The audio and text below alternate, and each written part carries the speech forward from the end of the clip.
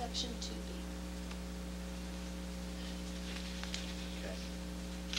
Some questions, and maybe more, both to the subcommittee and to David, but I guess one of my comments is in the next to last paragraph, the third line we say on major non-national religious holidays, and in the next line we say we don't use the word major. Again, Jerry, but I think we should be consistent there. And I thought so too, Mel, except it may be talking about two different things, because you're talking about sponsored events, and then you're talking about a long-term assignment. So I had written in the same thing. I agree, I think it should be consistent, defined as major non-national religious holidays, but it was two different types of activities that were involved there. Right. One being a long-term assignment, the other being actual events that took place on a single day. So. Well, then I guess my question then goes to the definition of the word major. Who determines? Bless you. What a major non-national religious holiday is? I mean, basically, it boils down to the student's family or the employee who are taking the holiday. Well, the attachment you have says that with this memo, I'm proposing a list of Massachusetts legal holidays and major religious holidays, and then there's nothing attached to it. So I was just curious as to whether or not this was something that was defined. Do you get a list? The list was 4 pages long. It was 4 pages long. Yes. Therein is my concern. Right. That's major religious holidays. If it's 4 pages long, and I hate to even admit it, but Christine Davis was in here, and was she speaking on behalf of teachers who were going to have to deal with this policy? Well, I think personally, the impression you got from her? No. I think she was speaking on her. I mean, she may be reflecting other teachers, but she said it was her personal concern. It's my understanding that some teachers are concerned that they feel compelled to have a review day on religious holidays. That they feel more constrained in how they can present the curriculum on those days. It seems like this could be a significant burden on teachers, right, as far as having to deal with all this. I mean, that's my concern. Makeups and reviews and. Given that there's 4 days of holidays. Huh? Given that there's 4 days, 4 pages. I mean, yeah. I mean, and again, Well, it's the balance between the legal requirement of making reasonable accommodation and the creating an undue burden on the school system. I just don't like not having some type of a definition of what a major non-national religious holiday is. It's very hard to pin down. Yeah, it really is. I mean, how many are there? Ramadan is a major religious holiday, but it's a month long. Yeah, exactly. Right. So what would happen? I mean, that doesn't mean the student misses school for a month, does it? No, the student does not miss school for a month. It just means that the student is fasting right. during the day. Right. What about prayer? I mean, things of that nature. Are there accommodations made for prayer during the day? Is that not something? Not to my knowledge. No. But I think the thing that would distinguish this from previous non-written policy is that it would allow teachers to give exams, but just require them to allow students to make Which really, I mean, teachers have enough of a burden now with, IEPs and everything else to deal with it. And you're talking about, it says accommodations to the religious needs of students and employees. And again, if somebody needed to pray 5 times a day, I mean, is that something we have to accommodate? During the course of the day. I would think so, yeah. And is that what kind of problems does that present to the educational process? I would think we'd have to do that now. Wouldn't we, David? If there was some. I don't think so. What would require us to do it now? What does the state say? Any reasonable accommodation that doesn't create an undue burden. It says state and federal laws require schools to make reasonable accommodation for the religious needs of students and employees in observance of holy days. And then they go into details about that. I mean, I guess we don't want to create a problem, because if there's 4 pages of holidays, I'm curious of what they are. I'm sure we're only going to have to deal with a very small percentage of those, realistically. I think that's right, Jerry. Realistically. I think the attitude we tried to kick off here, this is first off, any day of the year, a kid can be absent from school or sick. So you have that same kind of accommodation to deal with. When we tried to put down, specific days, then we got to, well, what about this and what about that? And 4 pages long. All 4 pages aren't major. All of the entries aren't major. They're minor. They're miscellaneous. And I think when you leave it this way, it's more up to the parent or the employee to decide that this is major, it's worth staying out of school. And we tried to stay away from either pushing one way or the other on. It's an accommodation. See, I've wanted a policy in this area, and because I think in the past, we've just basically had, David would put out basically a recommendation or advisory to advisory to the staff. It's more than a Right, recommendation. advisory to the staff. But there's something, like one of the things Just in. adds a little teeth. Yes, but one of the things in here you say, I think it should be, it should say teachers and coaches shall refrain, but, because you have scheduling athletic events. But I don't think the teachers or the coaches have control over that. I know, for example, there were soccer games scheduled on at least one of the Jewish holidays, one of the major Jewish religious holidays this year. Well, this is.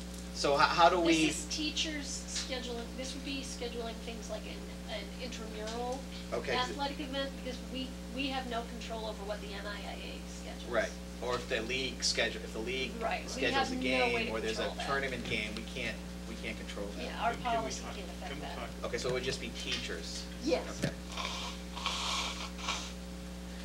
What about, the state has this one paragraph here on this legal holidays accommodation for religious observances.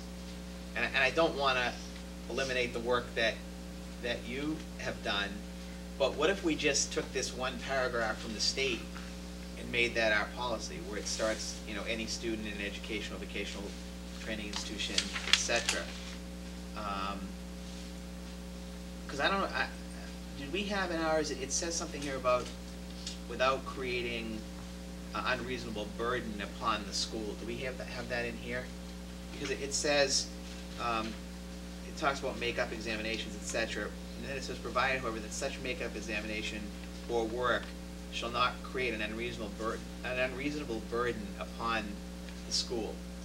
Well, the biggest issue we could come up with where it would create an unreasonable burden would be, like last year, we changed the school calendar to make Good Friday a Right. holiday because we anticipated very low staff attendance. Right. And we would have had to hire a great number of substitutes, which you could argue would constitute an unreasonable burden.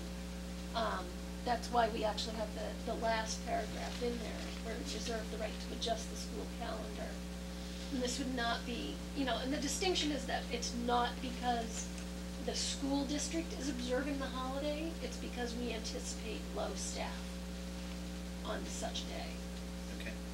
One other change, I think, on the next to last paragraph, the last sentence, when it talks about policy should not prevent coaches and advisors from holding practices, shouldn't say practices and or games, because again, we have no control if the league schedules a game, so this policy doesn't prevent the coach from I think holding. athletic events would count as a. No, but the last sentence says, this policy should not prevent coaches and advisors from holding practices.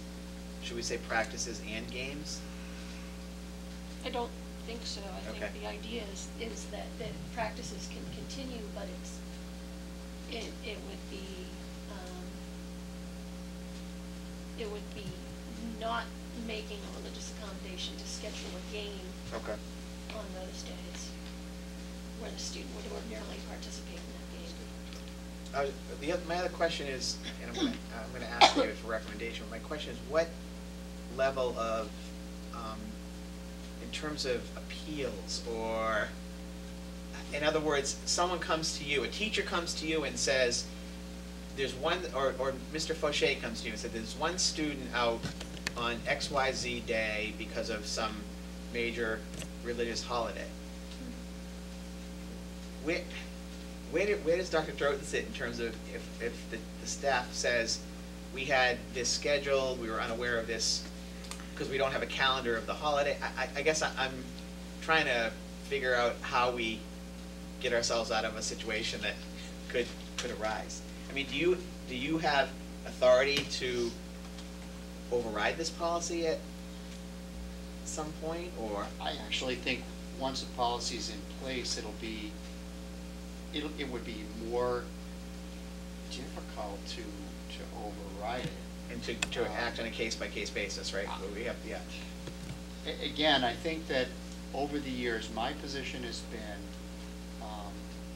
2 points. One, every year, prior to the opening of school, to communicate to the principals, who in turn I know communicate with their respective staff about observances of religious holy days and how it's important to make those accommodations.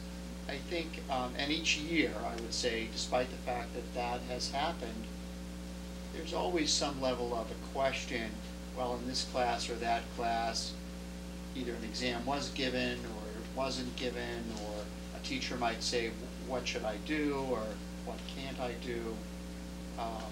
I think this year was a little more unique because of the scheduling of once in a many years, Right. not something that would be annual Right. with the Young Americans performance. And I think that has pushed the issue of accommodations really to the forefront. I think had we known earlier, had I known earlier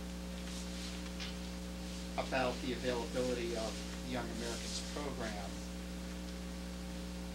and how it might have conflicted with a religious holiday, I might have intervened and said, that's not going to be possible. Find another date. However, I think a lot of factors came together, and this was the only opportunity, and so a commitment was made, and then it was brought to our attention, and it was a successful program. I think an effort also was made in that case, and we did end up adding an afternoon show where the kids who were, who were going to be off for one of the Jewish religious holidays could have participated in that afternoon show, because I believe the holiday started at sundown that evening. So I think we did try to accommodate, but as you said, it was a difficult situation. I guess the question I have, though, is by having a policy, does this policy essentially say the same thing as what you advise teachers?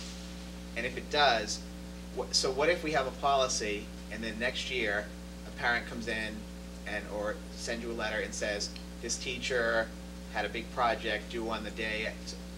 What do we do differently with the policy? We would do the same thing that we do, that I've done every year, and that is if there is a concern, or if a principal comes to me or a parent comes to me, I would go back and say, check it out, investigate it, and remind people of the importance of, one, what the state law says, because you can have any policy you want, there's still a state law, and it's exactly worded this way, and it's very clear. I guess I have one question, and again, in the third paragraph, it says, students whose observance of a religious or ethnic holiday conflicts with participating in school scheduled events such as tryouts, athletic contests, theatricals, or concerts will not be required to participate, not penalized for their non-participation. I guess the question I have is if it's a tryout either for, say, the Maskers or for an athletic team, and they miss a day or 2 days, and there's no opportunity to observe these students, you're not penalizing them, but you're basically not able to judge them in order to either put them on or not put them on the team or into the play. I think part of the advisory that has always been given out is you shouldn't be holding key events on major holidays. But if there's all these holidays, what about St. Patrick's Day? Seriously, St. Patrick's Day for